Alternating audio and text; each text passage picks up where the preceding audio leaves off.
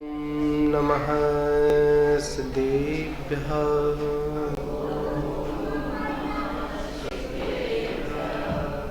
ॐ नमः सिद्धेभ्यः।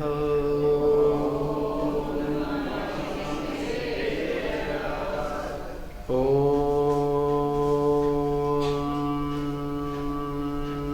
नमः सिद्धेभ्यः।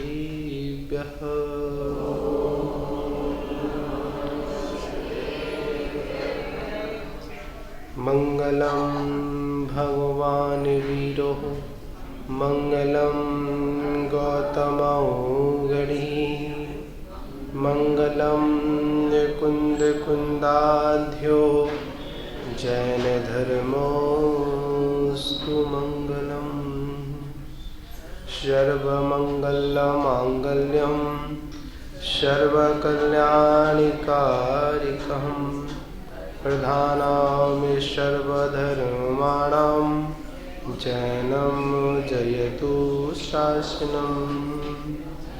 बोलिए आदिनाथ भगवान की, महावीर भगवान की, परम पूज्य आचार्य गुरुदेव 108 आदि सागर महावीर कीर्ति विमल सागर जी गुरु महाराज की, परम पूज्य तपस्वी सम्राट आचार्य गुरुदेव 108 सन्मति सागर जी गुरु महाराज की, परम पूज्य परंपराचार्य से 108 सौभाग्य सागर जी गुरु महाराज की, अहिंसा मही विश्व धर्म की।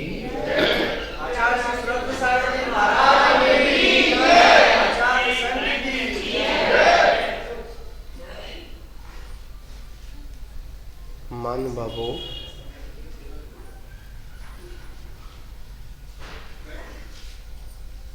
आज 24 दिसंबर और कहने में आता है आज का दिन छोटे दिन के नाम से जाना जाता है। कल 25 दिसंबर तो बड़ा दिन होता है।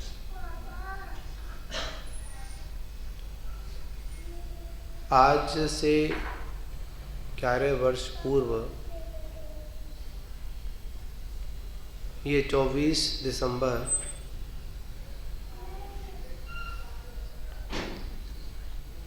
की अगर बात करें तो प्रातः काल के ब्रह्म मुहूर्त में, जहाँ पर हर शिष्य अपने गुरु के चरण सानिध्य में प्रतिक्रमण भक्ति नित्य पाठ के लिए उपस्थित होते हैं, पर 2010 की 24 को ऐसा नहीं हुआ। ना होने का गढ़ मात इतना था कि जिनकी हम आराधना, जिनके सानिध्य में जाते थे, उन्होंने उस समाधि को प्राप्त हो चुके थे, आचार्य गुरुदेव तपस्वी सम्राट। वास्तविकता में वह प्रातःकाल की बेला वज्र प्रहार से कुछ कम नहीं थी। जैसे ही सुना तो सुनकर एक समय के लिए ऐसा प्रतीत हो रहा था ये बात सच ना हो, झूठी हो जाए, पर ये काल का चक्र है, सभी के साथ में घटित होता है। ये एक नियम भी है, संसार का नियम भी है। जो आता है उसको जाना भी निश्चित होता है। आने से पूर्व ही जाने की व्यवस्था कर कर भी आता है। पर आचार्य भगवंत कहते हैं जाना तो सभी को है, जाते तो सभी हैं, पर सभी के जाने जाने में फर्क होता है। जब जाने जाने में फर्क होता है तो वो फर्क सिर्फ इतना होता है, कोई हंसकर जाता है तो कोई रोकर जाता है, जाते तो सभी हैं।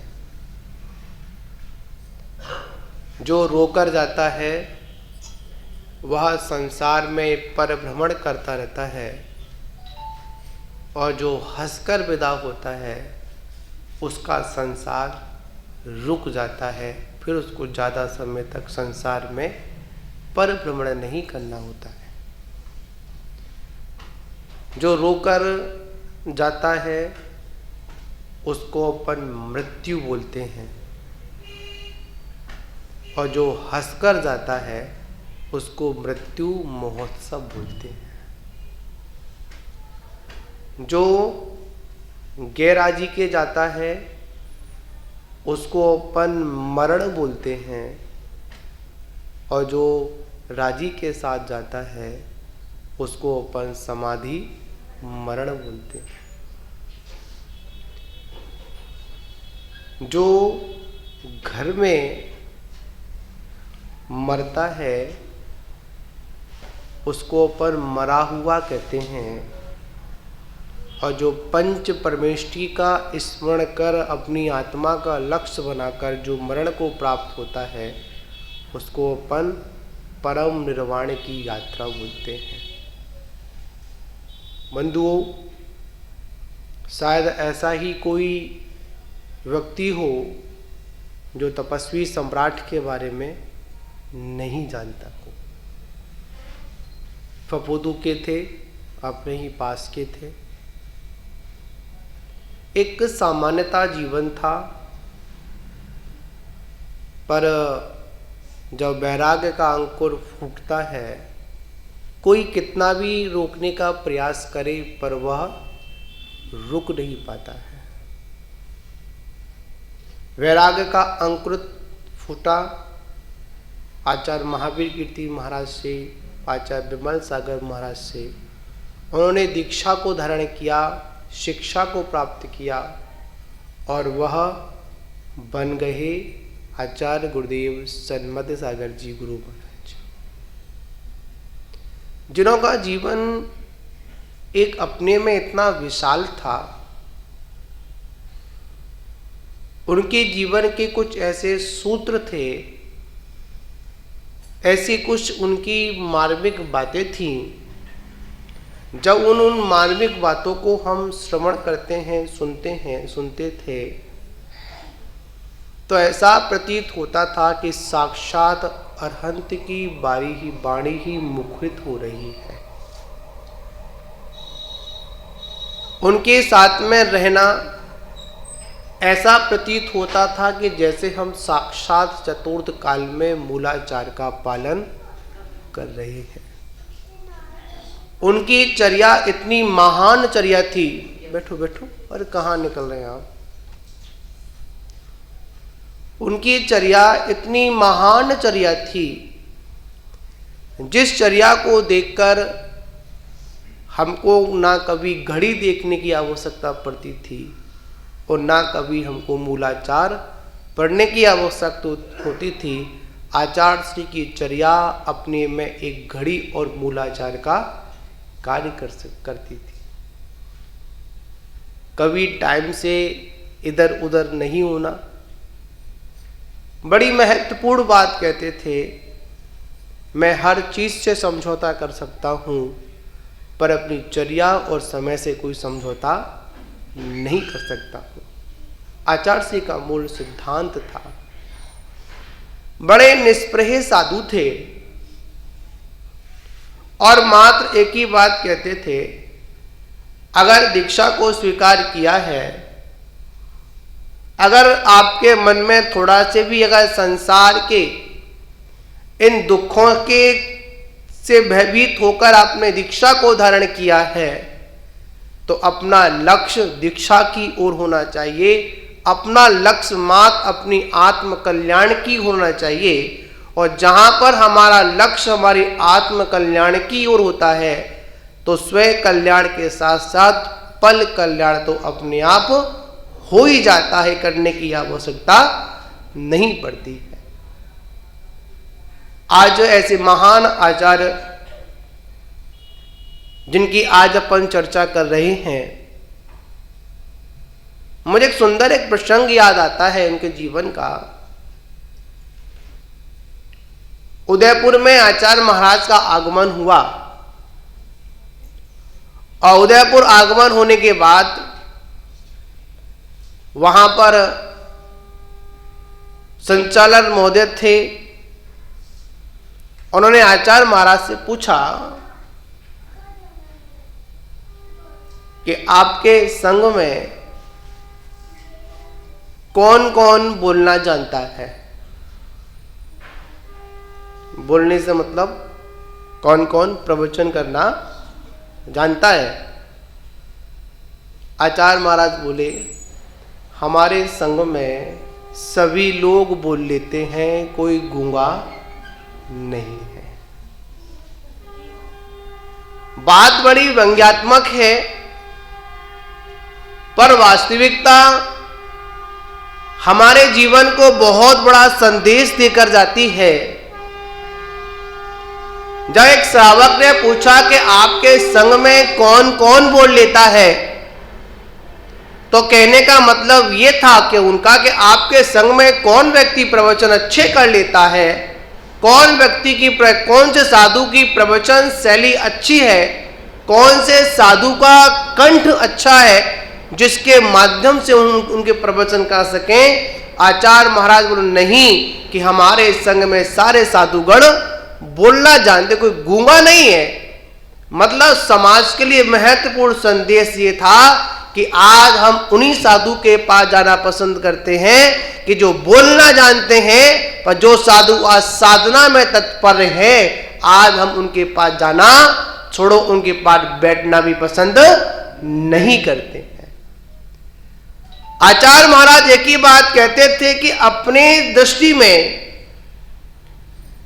श्रावक को अपनी दृष्टि में कभी भी साधु के प्रति, भिक्षुधारियों के प्रति कभी भी मतभेद या मनभेद नहीं करना चाहिए। कभी भी पक्षपात की शैली को नहीं जीना चाहिए। सभी का संयम एक सा है। कैसा है? एक सा है।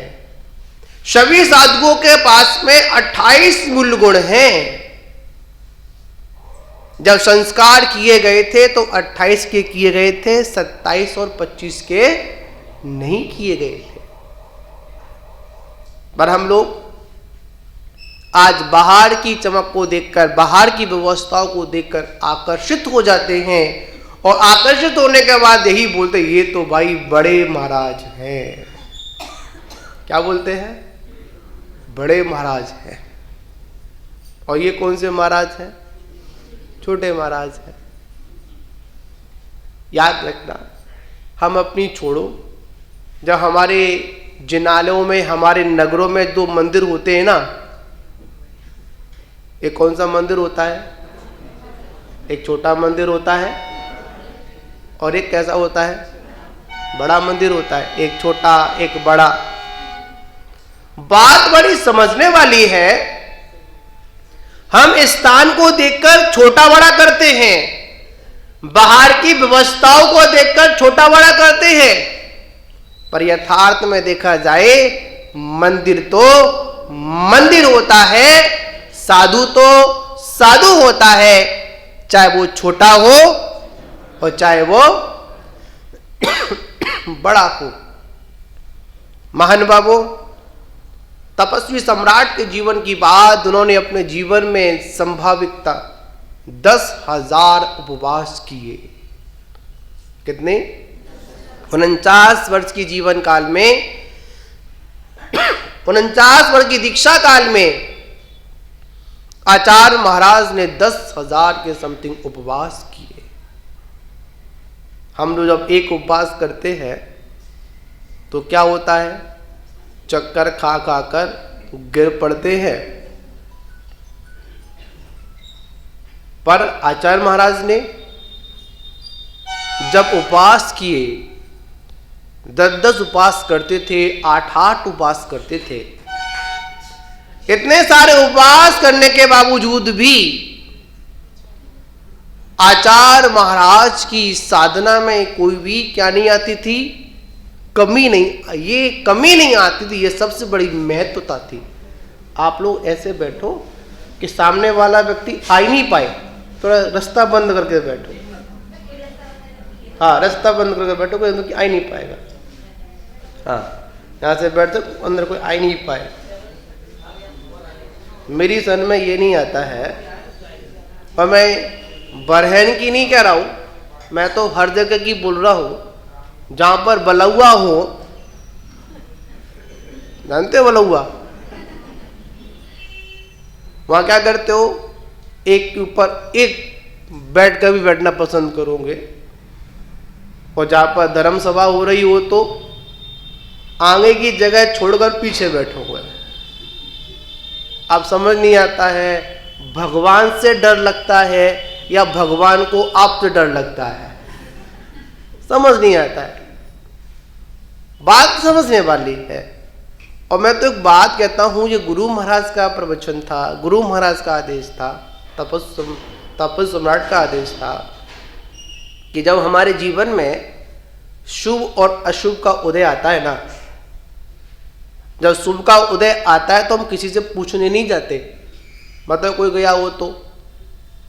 और जब अशुभ का उदय आता है तो सभी के पास जाते हैं, पंडित के पास जाते हैं, महाराज के पास जाते हैं, महाराज आशीर्वाद दो, परेशान है, कष्ट है, संकट है।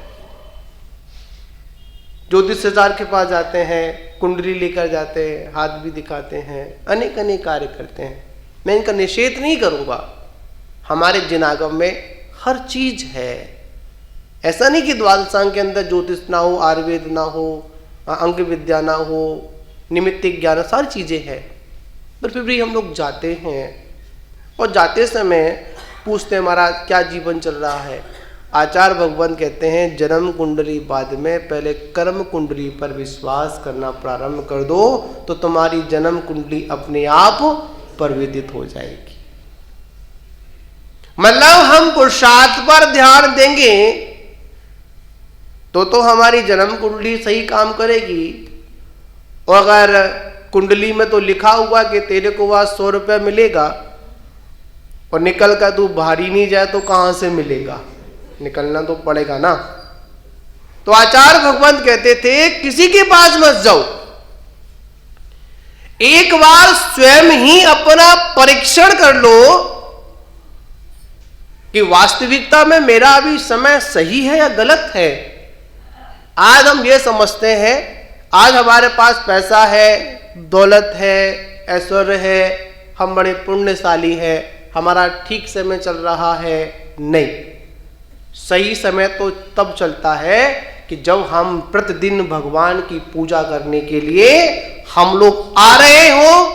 याद रखना कि जिस दिन तुम्हारे जीवन में देवशास्त्र गुरु के प्रति तुम्हारी अगर अरुचि पैदा होना शुरू हो जाए, भगवान की पूजा, गुरुओं का दर्शन, मां जिनवाणी नहीं सुहाए, उस दिन आप समझ लेना कि आपका शुभ नहीं, आपका अशुभ का समय चल रहा है। आपके जीवन में अशुभ समय आपको दस्तक दे रहा है। और जब आपके जीवन में जिनवाणी सुहाने लगे, प्रतिदिन देव दर्शन होने लगे, गुरुओं का दर्शन होने लगे, तो अब आप समझ लेना कि अब मेरे जीवन से अशुभ जाने वाला है, अब शुभ आने वाला है। जब जब अशुभ कर्म का उदय आता है तो सबसे पहले क्या छूटता है? मंदिर छूटता है। घर में कोई काम आ जाए, घर में कोई शादी विवाह हो तो क्या छूटता है? मंदिर छूटता है। कभी दुकान छूटी क्या? कभी भोजन करना छूटा क्या? बहुत लोग कहते हैं महाराज मंदिर आना भूल गए, इतने बिजी थे महाराज, मंदिर आने का समय ही नहीं मिला। अब बताओ, जब मंदिर आने का समय नहीं मिला तो खाना खाने का समय कहां से मिला? वो तो कर लेते हो, संसारिक कार्य तो कर लेते हो, पर परमार्थ के कार्यों के लिए हमेशा बहाने ढूंढते हो। तो तपस्वी सम्राट एक ही बात कहते थे कि आप अपने जीवन में कितने भी काम बिगड़ जाएं, चाहे कितने भी काम हमारे हों, पर हमको पीछीधारियों का सेवा करने में कभी भी हमको पीछे नहीं हटना चाहिए। ये कौन कहते थे? ये तपस्वी सम्राट बोलते थे। तपस्वी सम्राट ने बड़ी सुंदर बात कही कि अगर आपको अपने जीवन में अगर ऊंचाइयों को छूना है, ज्यादा कुछ मत करो, ज्यादा कुछ करने की आवश्यकता भी नहीं है, पर एक काम ये करते रहो कि अपने गुरुओं का गुणगान गाते रहो, तो तुम एक ना एक दिन ऊंचाइयों को अवश्य छू जाओगे। पर क्या करते हैं हम? गुरु का गुणगान तो नहीं करते, क्या चालू कर देते हैं? अपना गुणगान चालू कर देते हैं। नहीं, अगर वास्तविकता में हर चीज में, हर क्षेत्र में आपको उन्नति प्राप्त करनी है, तो आचार्य भगवंत कहते हैं, आचार्य महाराज ने कहा कि हमेशा गुरुओं की सानिध्य में रहो, गुरुओं की बात को मानो, गुरुओं ने जो जो कहा है उसका पालन करो, तो याद रखना कि आपके जीवन में कभी निराशा आने वाली नहीं है। आज तपस्वी सम्राट गुरुदेव का समाधि मरण है, समाधि मरण का दिवस है।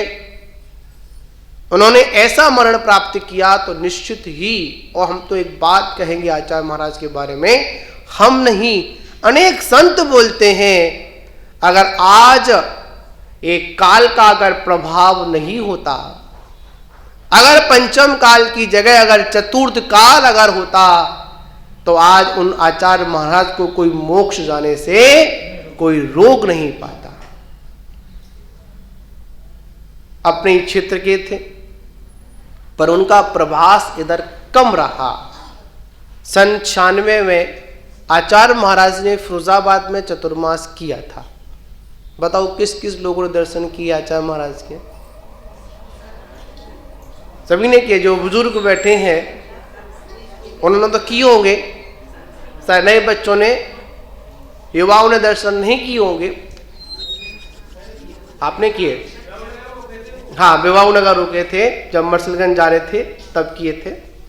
मैं तो बात कहूं आचार्य महाराज के बारे में कि जब मैं आचार्य महाराज के पास गया तो आचार्य महाराज ने मेरे को सन 96 में बुलाकर एक पेन दिया था।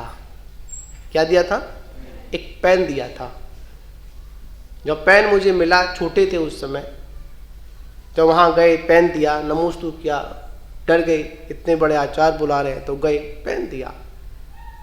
तो उस समय बात समझ नहीं आई, ये पेन दिया क्यों। ये बात हमको 2000 में समझ में आई। कब आई? 2000 में समझ में तब आई कि जब आचार्य महाराज ने हमको दीक्षा प्रदान की, तब समझ में आया इस पेन के बहाने क्या पकड़ाना था? हाथ में पीछी को पकड़ाना था। बड़े ही वात्सल्यधारी थे, बड़े ही दूरदृष्टि रखने वाले थे। उनके पास जो जो जाते थे और जिन जिन लोगों ने आचार्य महाराज का आशीर्वाद प्राप्त किया, वह जीव कभी भी दुखी नहीं हुआ। ये गुरुओं का प्रभाव होता है। तो महान बाबू, आज के दिन कोल्हापुर गांधीनगर स्थान है, आचार्य श्री का बिहार चल रहा था। अचानक स्वास्थ्य बिगड़ने के कारण झट से आचार्य महाराज ने तुरंत संलेखना व्रत को स्वीकार किया और संलेखना व्रत को स्वीकार करने के बाद भगवान की साक्षी में और चतुर्विधि संघ की साक्षी में उन्होंने उस समाधि मरण को प्राप्त किया। महान बाबू, आपने देखा होगा कोई चटाई नहीं मात घास लेते थे, घास में ही पूरा जीवन व्यतीत किया उन्होंने अपने जीवन में मट्ठा लिया। अंतिम क्षण में क्या लिया? मट्ठा लिया। और मट्ठा भी कैसे? एक दिन छोड़कर आहारचर्या करते थे। अगर बीच में चतुर्दशी आ जाए तो वो भी उपवास हो जाता था। जैसे कभी कभी क्या होता था, पर्वादिराज पर्युषण पर्व है, उनमें 10 दिन के उपवास पूरे करते थे। अगर कोई तिथि बढ़ जाए तो 11वां भी उपवास उनका हो जाता था। पर इतना कुछ होने पर भी प्रातः काल की 7 बजे की बेला से लेकर और 9:30 बजे तक सभी चतुर्विध संघ के सानिध्य में पाठ प्रतिक्रमण स्वाध्याय वो प्रतिदिन करते थे, बिल्कुल भी ढिलाई नहीं देते थे। तीनों दिन में 4 समय की स्वाध्याय, 4 समय की सामायिक भी किया करते थे। खड़े होकर साधना करते थे। रात को अल्प निद्रा लेते थे पर पूरी रात स्वाध्याय ध्यान अध्ययन में अपना जीवन व्यतीत किया करते थे। महान बाबू, ये समाधि मरण है और ये समाधि मरण बिरले ही जीवों को प्राप्त होता है और जिनका संसार कम होता है, जिनका संसार क्षणभंगुर होता है, वही जीव इस समाधि मरण को प्राप्त करते हैं। समाधि का बड़ा महत्व है और हम सभी लोगों को आज समाधि दिवस के अवसर पर पूज्य गुरुदेव के चरणों में यही भावना व्यक्त करनी है कि हे गुरुदेव, आज तो आपने पंडित मरण को प्राप्त किया है, कालांतर में चलकर आप पंडित मरण को प्राप्त करें, मतलब आप मोक्ष को प्राप्त करें। मोक्ष ही उनका लक्ष्य है। हम सभी साधकों का यही लक्ष्य होता है, हम अति शीघ्र मोक्ष को प्राप्त करें। दीक्षा भी इसलिए ली जाती है क्योंकि हमारी समाधि अच्छी हो। बड़ी महत्वपूर्ण बात है। वैसे तो लोग जन्म की खुशियां मनाते हैं, पर जिन शासन ऐसा है, यहाँ पर जन्म को महत्व ना देकर यहाँ पर मरण को अधिक महत्व दिया जाता है। कहा भी जाता है, अंत भला तो सब भला और अंत बुरा तो सब बुरा।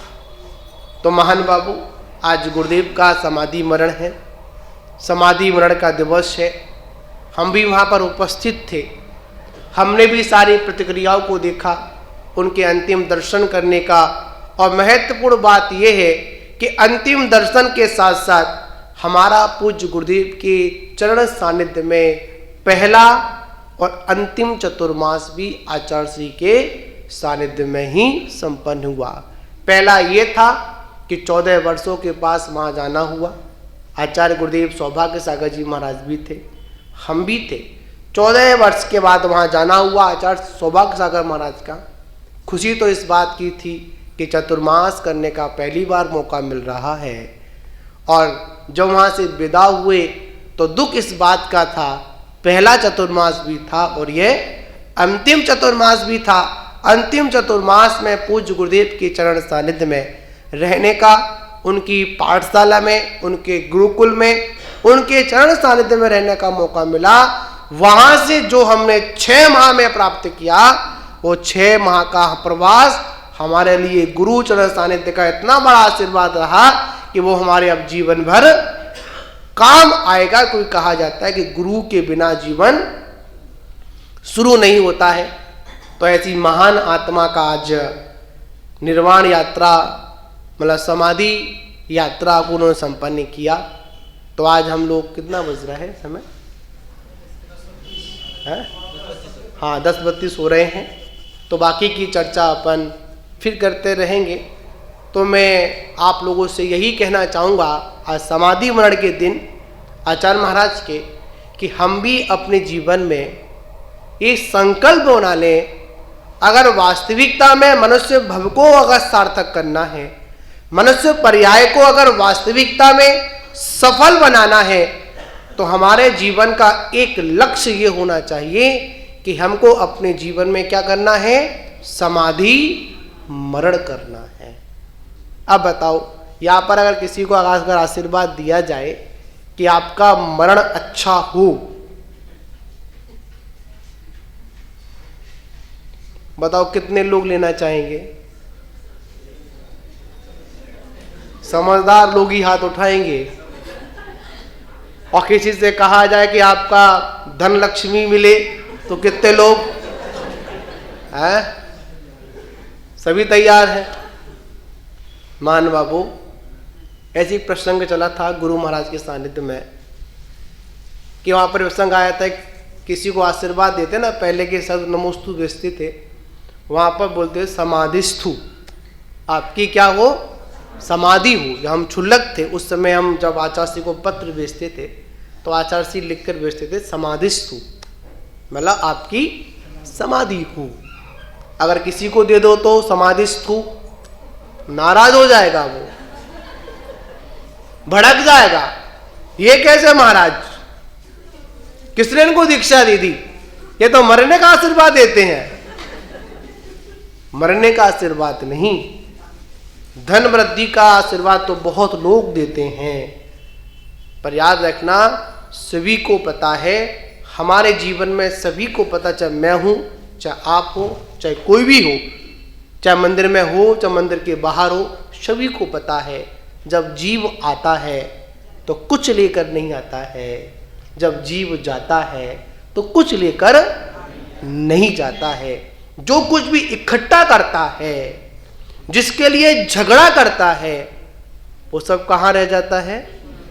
इसी धरा का, इसी धरा पर सब धरा रह जाएगा। इसका जिसको बोध हो जाता है, वही अपने जीवन को संभालने के लिए, अपने जीवन को पवित्र करने के लिए क्या करता है? समाधि मरण करता है। तो ऐसे आचार्य महाराज का आज समाधि मरण है, समाधि मरण का दिवस है। तो हम सभी लोग आज उनके चरणों में, साक्षात तो हमारे बीच में नहीं है, और उनके गुण, उनके परमाणु आज भी विद्यमान है, उनकी दिव्य चर्या का आज भी संस्मरण हमारे पास मौजूद है। हम तो यही बात जानते हैं कि हमने भगवान को तो नहीं देखा, पर गुरु के रूप में साक्षात भगवान को अवश्य देखा है, क्योंकि गुरु ही उस मार्ग पर चलने वाले होते हैं। गुरु ही हमको उस मोक्ष मार्ग का मार्ग प्रशस्त करते हैं। तो ऐसे गुरुदेव आज का हम स्मरण कर रहे हैं। वैसे तो डेली करते हैं, डेली याद करते हैं, पर कुछ दिवस होते हैं जिन पे हम लोग विशेष चर्चाएं कर लेते हैं।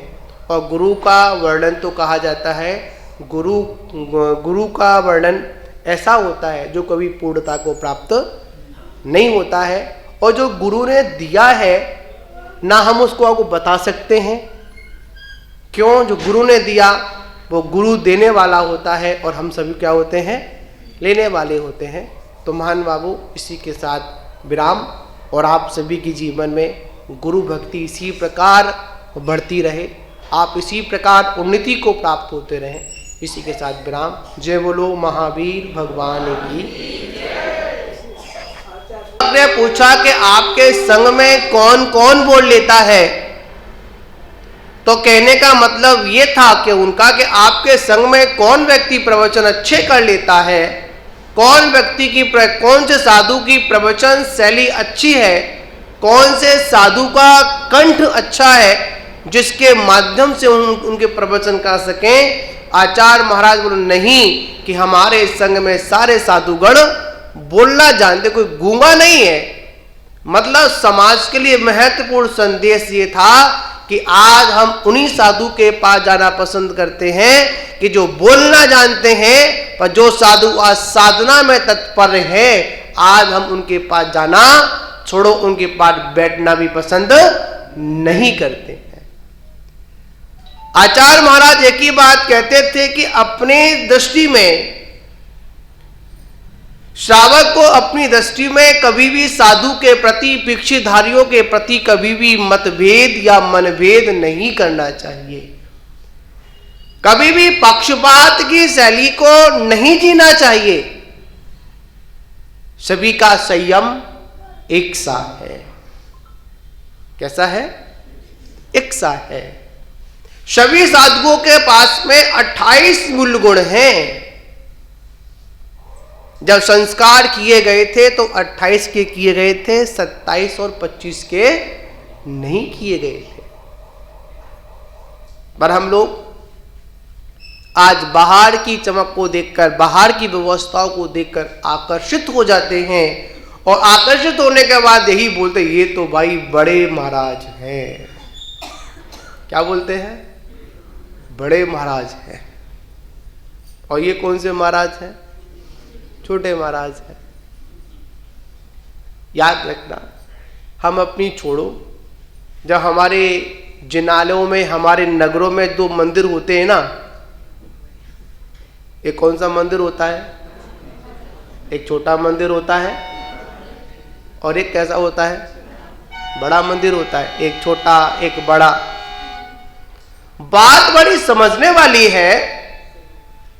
हम स्थान को देखकर छोटा बड़ा करते हैं, बाहर की व्यवस्थाओं को देखकर छोटा बड़ा करते हैं, पर यथार्थ में देखा जाए मंदिर तो मंदिर होता है, साधु तो साधु होता है, चाहे वो छोटा हो और चाहे वो बड़ा हो। महान बाबू तपस्वी सम्राट के जीवन की बात, उन्होंने अपने जीवन में संभाविकता 10,000 उपवास किए। कितने? 49 वर्ष की जीवन काल में, 49 वर्ष की दीक्षा काल में आचार्य महाराज ने 10,000 के समथिंग उपवास किए। हम लोग जब एक उपवास करते हैं तो क्या होता है? चक्कर खा खा कर गिर पड़ते हैं। पर आचार्य महाराज ने जब उपवास किए, 10-10 उपवास करते थे, 8-8 उपवास करते थे। इतने सारे उपवास करने के बावजूद भी आचार्य महाराज की साधना में कोई भी क्या नहीं आती थी? कमी नहीं। ये कमी नहीं आती थी, ये सबसे बड़ी महत्वता थी। आप लोग ऐसे बैठो कि सामने वाला व्यक्ति आ ही नहीं पाए, थोड़ा रास्ता बंद करके बैठो। हाँ, रास्ता बंद करके बैठो, कोई अंदर आ ही नहीं पाएगा। हाँ, यहाँ से बैठो, अंदर कोई आ ही नहीं पाए। मेरी सन में ये नहीं आता है, और मैं बरहन की नहीं कह रहा हूँ, मैं तो हर जगह की बोल रहा हूँ। जहां पर बलौआ हो, जानते हो बलौआ? वहां क्या करते हो? एक के ऊपर एक बैठ कर भी बैठना पसंद करोगे। और जहां पर धर्म सभा हो रही हो तो आगे की जगह छोड़कर पीछे बैठोगे। अब समझ नहीं आता है, भगवान से डर लगता है या भगवान को आपसे डर लगता है? समझ नहीं आता है। बात समझने वाली है। और मैं तो एक बात कहता हूं, ये गुरु महाराज का प्रवचन था, गुरु महाराज का आदेश था, तपस्वी सम्राट का आदेश था कि जब हमारे जीवन में शुभ और अशुभ का उदय आता है ना, जब शुभ का उदय आता है तो हम किसी से पूछने नहीं जाते, मतलब कोई गया हो तो। और जब अशुभ का उदय आता है तो सभी के पास जाते हैं, पंडित के पास जाते हैं, महाराज के पास जाते हैं, महाराज आशीर्वाद दो, परेशान है, कष्ट है, संकट है। ज्योतिषाचार्य के पास जाते हैं, कुंडली लेकर जाते हैं, हाथ भी दिखाते हैं, अनेक अनेक कार्य करते हैं। मैं इनका निषेध नहीं करूँगा, हमारे जिनागम में हर चीज है। ऐसा नहीं कि द्वादशांग के अंदर ज्योतिष ना हो, आयुर्वेद ना हो, अंग विद्या ना हो, निमित्तिक ज्ञान सारी चीज़ें हैं, पर फिर भी हम लोग जाते हैं और जाते समय पूछते हैं महाराज क्या जीवन चल रहा है। आचार्य भगवान कहते हैं जन्म कुंडली बाद में पहले कर्म कुंडली पर विश्वास करना प्रारंभ कर दो तो तुम्हारी जन्म कुंडली अपने आप परिवर्तित हो जाएगी। मतलब हम पुरुषार्थ पर ध्यान देंगे तो हमारी जन्म कुंडली सही काम करेगी। और अगर कुंडली में तो लिखा हुआ कि तेरे को वह 100 रुपया मिलेगा और निकल कर तू बाहर ही नहीं जाए तो कहां से मिलेगा, निकलना तो पड़ेगा ना। तो आचार्य भगवान कहते थे किसी के पास मत जाओ, एक बार स्वयं ही अपना परीक्षण कर लो कि वास्तविकता में मेरा अभी समय सही है या गलत है। आज हम ये समझते हैं आज हमारे पास पैसा है, दौलत है, ऐश्वर्य है, हम बड़े पुण्यशाली हैं, हमारा ठीक समय चल रहा है। नहीं, सही समय तो तब चलता है कि जब हम प्रतिदिन भगवान की पूजा करने के लिए हम लोग आ रहे हो। याद रखना कि जिस दिन तुम्हारे जीवन में देवशास्त्र गुरु के प्रति तुम्हारी अगर अरुचि पैदा होना शुरू हो जाए, भगवान की पूजा, गुरुओं का दर्शन, मां जिनवाणी नहीं सुहाए, उस दिन आप समझ लेना कि आपका शुभ नहीं आपका अशुभ का समय चल रहा है। आपके जीवन में अशुभ समय आपको दस्तक दे रहा है। और जब आपके जीवन में जिनवाणी सुहाने लगे, प्रतिदिन देव दर्शन होने लगे, गुरुओं का दर्शन होने लगे, तो अब आप समझ लेना कि अब मेरे जीवन से अशुभ जाने वाला है, अब शुभ आने वाला है। जब जब अशुभ कर्म का उदय आता है तो सबसे पहले क्या छूटता है? मंदिर छूटता है। घर में कोई काम आ जाए, घर में कोई शादी विवाह हो तो क्या छूटता है? मंदिर छूटता है। कभी दुकान छूटी क्या? कभी भोजन करना छूटा क्या? बहुत लोग कहते हैं महाराज मंदिर आना भूल गए, इतने बिजी थे महाराज, मंदिर आने का समय ही नहीं मिला। अब बताओ जब मंदिर आने का समय नहीं मिला तो खाना खाने का समय कहां से मिला? वो तो कर लेते हो, संसारिक कार्य तो कर लेते हो, पर परमार्थ के कार्यों के लिए हमेशा बहाने ढूंढते हो। तो तपस्वी सम्राट एक ही बात कहते थे कि आप अपने जीवन में कितने भी काम बिगड़ जाएं, चाहे कितने भी काम हमारे हों, पर हमको पीछेधारियों का सेवा करने में कभी भी हमको पीछे नहीं हटना चाहिए। ये कौन कहते थे? ये तपस्वी सम्राट बोलते थे। तपस्वी सम्राट ने बड़ी सुंदर बात कही कि अगर आपको अपने जीवन में अगर ऊंचाइयों को छूना है, ज्यादा कुछ मत करो, ज्यादा कुछ करने की आवश्यकता भी नहीं है, पर एक काम ये करते रहो कि अपने गुरुओं का गुणगान गाते रहो, तो तुम एक ना एक दिन ऊंचाइयों को अवश्य छू जाओगे। पर क्या करते हैं हम? गुरु का गुणगान तो नहीं करते, क्या चालू कर देते हैं? अपना गुणगान चालू कर देते हैं। नहीं, अगर वास्तविकता में हर चीज में, हर क्षेत्र में आपको उन्नति प्राप्त करनी है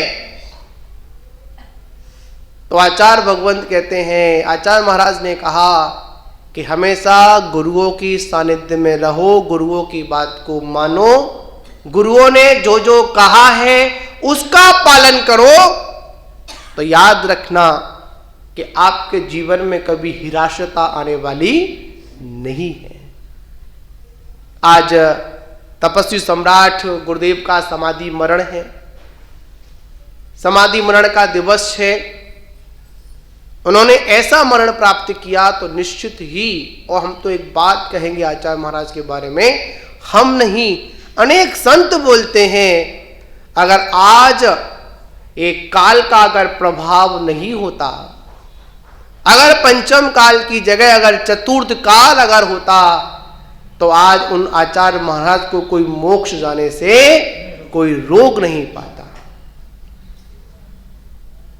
अपने क्षेत्र के थे, पर उनका प्रभास इधर कम रहा। सन 96 में आचार्य महाराज ने फिरोजाबाद में चतुर्मास किया था। बताओ किस किस लोगों ने दर्शन किए आचार्य महाराज के? सभी ने किए। जो बुजुर्ग बैठे हैं उन्होंने तो किए होंगे, शायद नए बच्चों ने, युवाओं ने दर्शन नहीं किए होंगे। आपने किए? हाँ, विवाह नगर रुके थे, जब मरसलगंज जा रहे थे तब किए थे। मैं तो एक बात कहूं आचार्य महाराज के बारे में कि जब मैं आचार्य महाराज के पास गया तो आचार्य महाराज ने मेरे को सन 96 में बुलाकर एक पेन दिया था। क्या दिया था? एक पेन दिया था। जब पेन मुझे मिला, छोटे थे उस समय, जब वहां गए पेन दिया, नमोस्तु किया, डर गए, इतने बड़े आचार्य बुला रहे हैं, तो गए पेन दिया। तो उस समय बात समझ नहीं आई, ये पेन दिया क्यों। ये बात हमको 2000 में समझ में आई। कब आई? 2000 में समझ में तब आई कि जब आचार्य महाराज ने हमको दीक्षा प्रदान की, तब समझ में आया इस पेन के बहाने क्या पकड़ाना था? हाथ में पीछी को पकड़ाना था। बड़े ही वात्सल्यधारी थे, बड़े ही दूरदृष्टि रखने वाले थे। उनके पास जो जो जाते थे और जिन जिन लोगों ने आचार्य महाराज का आशीर्वाद प्राप्त किया, वह जीव कभी भी दुखी नहीं हुआ। ये गुरुओं का प्रभाव होता है। तो महान बाबू, आज के दिन कोल्हापुर गांधीनगर स्थान है, आचार्य श्री का बिहार चल रहा था। अचानक स्वास्थ्य बिगड़ने के कारण झट से आचार्य महाराज ने तुरंत संलेखना व्रत को स्वीकार किया, और संलेखना व्रत को स्वीकार करने के बाद भगवान की साक्षी में और चतुर्विधि संघ की साक्षी में उन्होंने उस समाधि मरण को प्राप्त किया। महान बाबू, आपने देखा होगा, कोई चटाई नहीं, मात घास लेते थे, घास में ही पूरा जीवन व्यतीत किया उन्होंने अपने जीवन में मट्ठा लिया। अंतिम क्षण में क्या लिया? मट्ठा लिया। और मट्ठा भी कैसे? एक दिन छोड़कर आहारचर्या करते थे। अगर बीच में चतुर्दशी आ जाए तो वो भी उपवास हो जाता था। जैसे कभी कभी क्या होता था, पर्वादिराज पर्युषण पर्व है, उनमें 10 दिन के उपवास पूरे करते थे। अगर कोई तिथि बढ़ जाए तो 11वां भी उपवास उनका हो जाता था।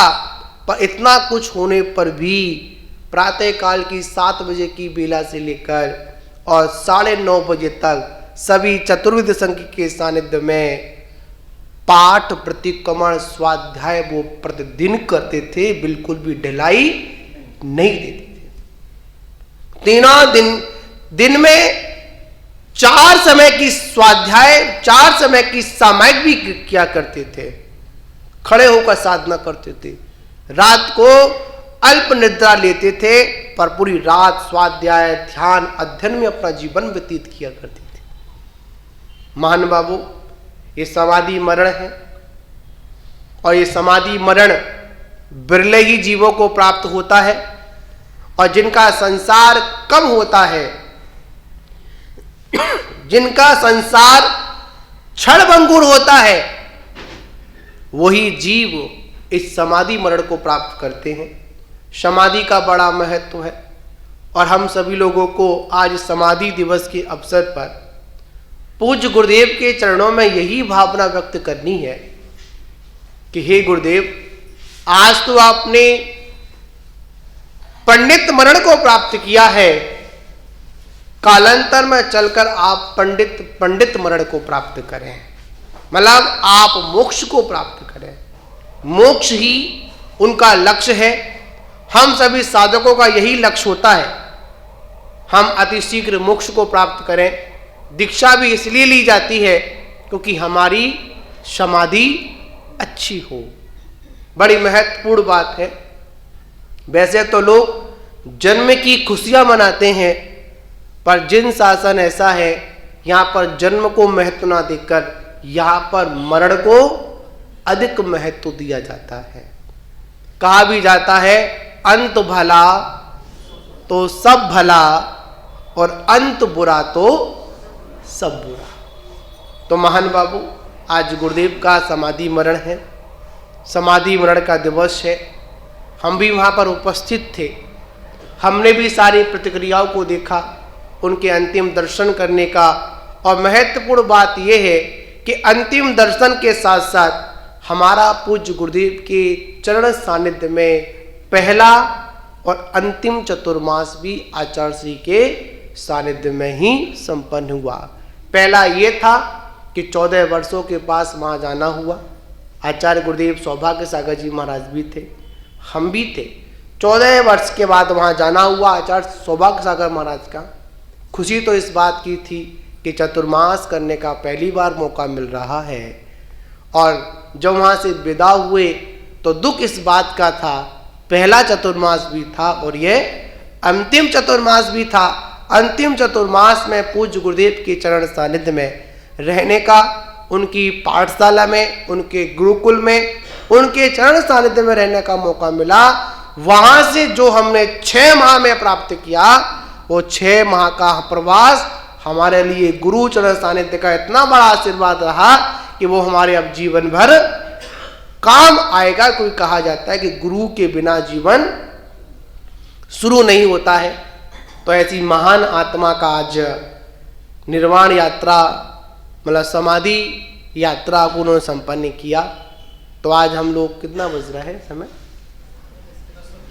है? हाँ, 10:32 हो रहे हैं।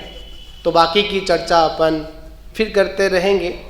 तो मैं आप लोगों से यही कहना चाहूँगा, आज समाधि मरण के दिन आचार्य महाराज के, कि हम भी अपने जीवन में ये संकल्प बना लें, अगर वास्तविकता में मनुष्य भव को अगर सार्थक करना है, मनुष्य पर्याय को अगर वास्तविकता में सफल बनाना है, तो हमारे जीवन का एक लक्ष्य ये होना चाहिए कि हमको अपने जीवन में क्या करना है? समाधि मरण करना है। अब बताओ, यहाँ पर अगर किसी को अगर आशीर्वाद दिया जाए कि आपका मरण अच्छा हो, बताओ कितने लोग लेना चाहेंगे? समझदार लोग ही हाथ उठाएंगे। और किसी से कहा जाए कि आपका धन लक्ष्मी मिले, तो कितने लोग हैं? सभी तैयार हैं। मान बाबू, ऐसी प्रसंग चला था गुरु महाराज के सानिध्य में कि वहाँ पर प्रसंग आया था, किसी को आशीर्वाद देते ना, पहले के शब्द नमोस्तु बेचते थे, वहाँ पर बोलते समाधिस्थु, आपकी क्या हो? समाधि हो। जब हम क्षुल्लक थे उस समय, हम जब आचार्य श्री को पत्र भेजते थे तो आचार्य श्री लिखकर भेजते थे समाधिस्थु, मतलब आपकी समाधि हो। अगर किसी को दे दो तो समाधिस्थु, नाराज हो जाएगा, वो भड़क जाएगा। ये कैसे महाराज, किसने इनको दीक्षा दे दी? ये तो मरने का आशीर्वाद देते हैं। मरने का आशीर्वाद नहीं, धन वृद्धि का आशीर्वाद तो बहुत लोग देते हैं। पर याद रखना, सभी को पता है, हमारे जीवन में सभी को पता, चाहे मैं हूं, चाहे आप हो, चाहे कोई भी हो, चाहे मंदिर में हो, चाहे मंदिर के बाहर हो, सभी को पता है, जब जीव आता है तो कुछ लेकर नहीं आता है, जब जीव जाता है तो कुछ लेकर नहीं जाता है। जो कुछ भी इकट्ठा करता है, जिसके लिए झगड़ा करता है, वो सब कहाँ रह जाता है? इसी धरा का, इसी धरा पर सब धरा रह जाएगा। इसका जिसको बोध हो जाता है वही अपने जीवन को संभालने के लिए, अपने जीवन को पवित्र करने के लिए क्या करता है? समाधि मरण करता है। तो ऐसे आचार्य महाराज का समाधि मरण है, समाधि मरण का दिवस है। तो हम सभी लोग आज उनके चरणों में, साक्षात तो हमारे बीच में नहीं है, पर उनके गुण, उनके परमाणु आज भी विद्यमान है, उनकी दिव्यचर्या का आज भी संस्मरण हमारे पास मौजूद है। हम तो यही बात जानते हैं कि हमने भगवान को तो नहीं देखा, पर गुरु के रूप में साक्षात भगवान को अवश्य देखा है, क्योंकि गुरु ही उस मार्ग पर चलने वाले होते हैं, गुरु ही हमको उस मोक्ष मार्ग का मार्ग प्रशस्त करते हैं। तो ऐसे गुरुदेव आज का हम स्मरण कर रहे हैं। वैसे तो डेली करते हैं, डेली याद करते हैं, पर कुछ दिवस होते हैं जिन पे हम लोग विशेष चर्चाएं कर लेते हैं। और गुरु का वर्णन तो कहा जाता है, गुरु का वर्णन ऐसा होता है जो कभी पूर्णता को प्राप्त नहीं होता है, और जो गुरु ने दिया है ना हम उसको आपको बता सकते हैं। क्यों? जो गुरु ने दिया वो गुरु देने वाला होता है, और हम सभी क्या होते हैं? लेने वाले होते हैं। तो महान बाबू इसी के साथ विराम, और आप सभी के जीवन में गुरु भक्ति इसी प्रकार बढ़ती रहे, आप इसी प्रकार उन्नति को प्राप्त होते रहें। इसी के साथ विराम। जय बोलो महावीर भगवान की।